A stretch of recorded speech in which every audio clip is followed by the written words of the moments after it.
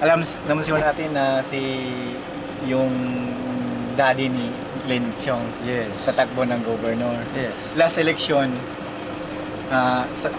binatikos kayo ni Glenn na political dynasty. Then ngayon, he's making another dynasty.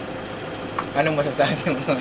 Well, that only shows to us how a person can lie, you know, very candidly. No? Dahil katulad nga nung sinabi mo, during the last election, they were shouting, no? Na talagang they are against political dynasty. Pero ngayon, dahil siya ay pinakinggan at naniwala ang mga tao, nung nakaupo na siya, ngayon pinagtatanggol niya naman ang dynasty pag sila na. So sabi ko talagang, it only shows na wala siyang isang salita.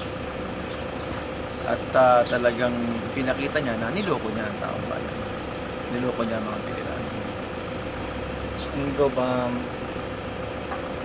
payag ka ba na nakita mo yung isang tanong sa GMA, yung isang tanong, GMA. yung presidential forum. Yes. Payag ka ba na magaganon dito? Well, as long as there are mga sets of questions na talagang no debate, no debate lang. Questions lang.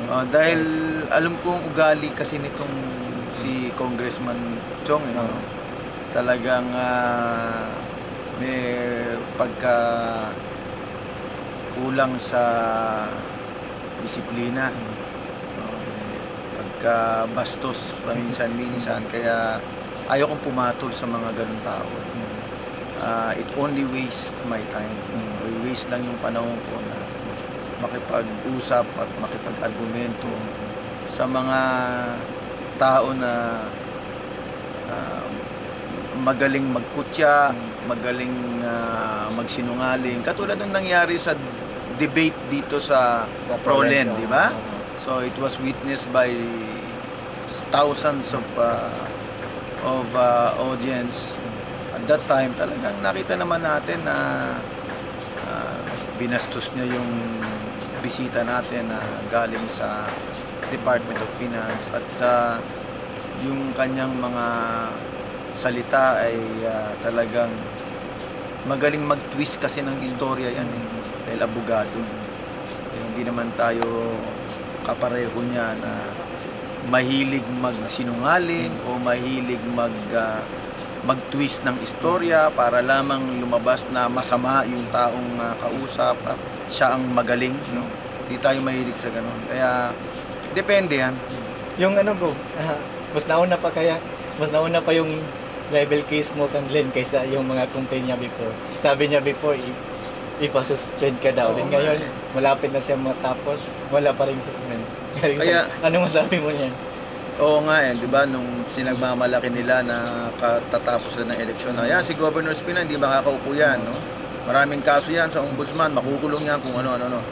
Pero ngayon nakita natin na matatapos na ang termino, wala naman talagang matibay na case na final sila na talagang napatunayan na may kasalanan tayo, no? At pero siya, meron talagang inisyuhan ng warrant of arrest at may 4 na cases ng libel na mga abogado pa niya ang nagpa-postpone ng dapat na unang hearing ng kaso po namin last August 2009. So sabi ko, ang galing-galing niyang maghamon ng debate, no? Na marami daw siyang mga kailangan itanong at ipaalam sa tao, bla bla bla.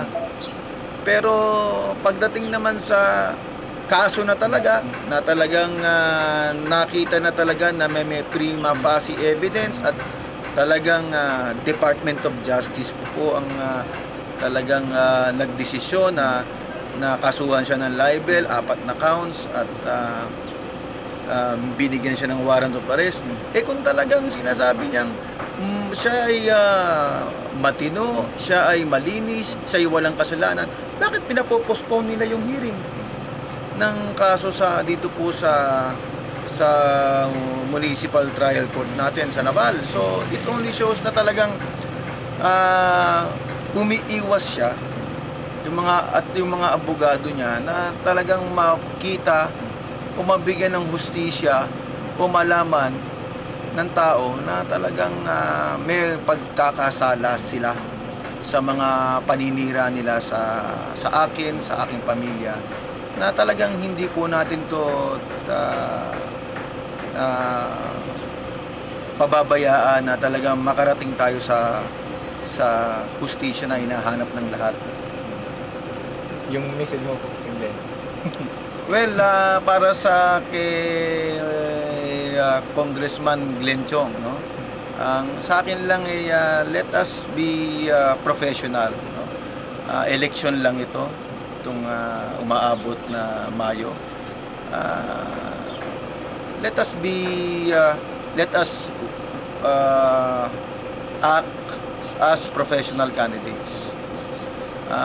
Yung mga below the belt, tigil na natin yan, although lagi na lang ganyan ang ginagawa ninyo ng mga kasamahan ninyo.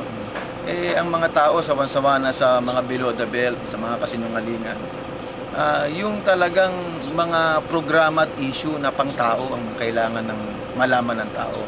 Paano ba uunlad ang ating probinsya? Ano ba kinahanglan ng sektor ng mga kabataan, ng mga matatanda, ng kalusugan, sa ating agrikultura, sa ikauunlad ng ating ng probinsya. Hindi yung puro paninira na lang sa kalaban nating kandidato na alam naman natin na para lamang sa personal na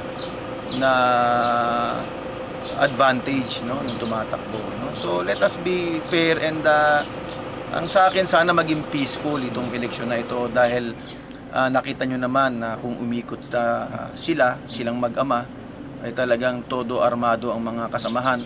Parang nasa Maguindanao na tayo, no? Konti-konti na lang. Sana naman election lang naman ito. Kung pwedeng walang magdala ng baril para talagang maging peaceful at walang takutan, walang gamitan ng guns, walang kung pwede no vote buying, di ba? Na dating isinigaw nila, na alam naman ng tao na namigay naman ng pera. So let us be honest, sabi nga, no? Let us be honest, and let us let the mandate or the voice of the people be heard, no? Truly. Yung message mo sa supporters mo, yung mga sa mga supporters mo sa all Biliranons. Sa mga supporters, well, again, first of all, nagpapasalamat ako sa kanilang lahat na binigyan niyo po ako ng 9 years to serve our people. Malaking pagkakataon po sa akin yan na makapagsilbi. Pero ganun pa man, sa totoo lang, sa dami ng kailangan gawin, lalong-lalo na sa edukasyon sa ating probinsya, sa pangkabuhayan ng mga tao, at marami pang iba, na mas kailangan po ang isang tapat at sincero at talagang walang pili na pagbigay ng serbisyo kahit kanino, ano man ang kulay sa politika o ano, ay at dahil po sa hangyo ng mga kasamahan natin, ako po itatakbo bilang congressman ng ating mahal na probinsya sa Biliran. Yun lang po. Salamat po.